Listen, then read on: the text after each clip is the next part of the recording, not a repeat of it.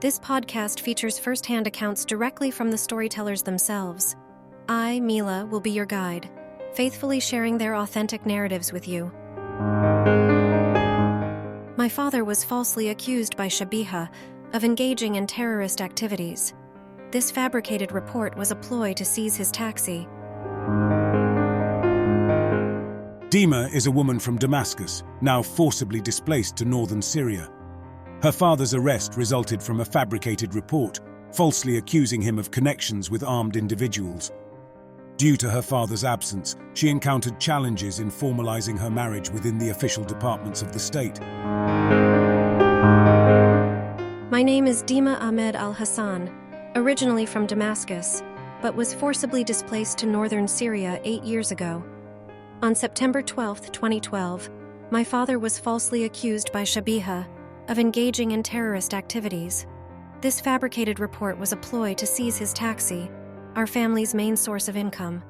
Despite my father's innocence, he was unjustly detained by the patrol police, led by Mohammed al-Shamari.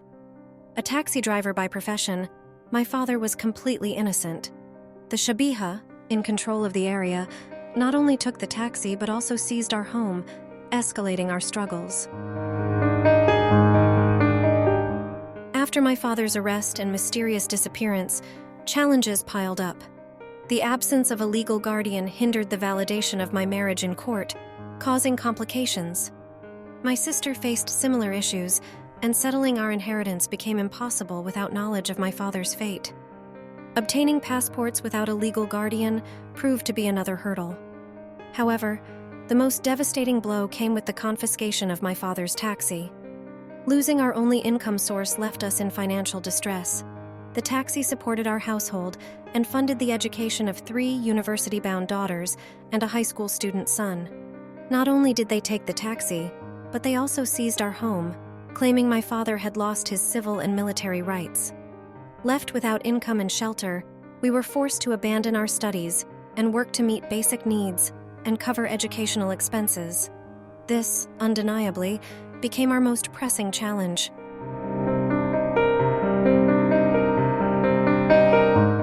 My father was detained on September 12, 2012, until the day we discovered his demise on December 9, 2023.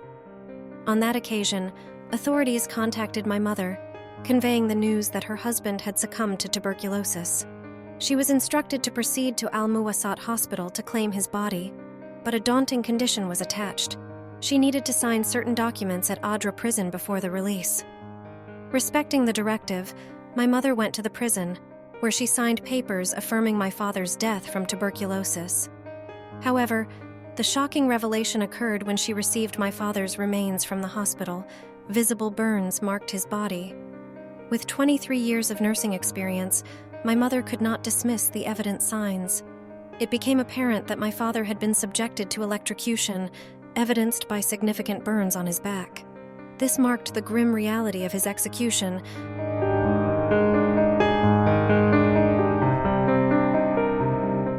The Syrian government's empowerment of its affiliated militias with unchecked authority allowed them to seize the possessions of detained individuals.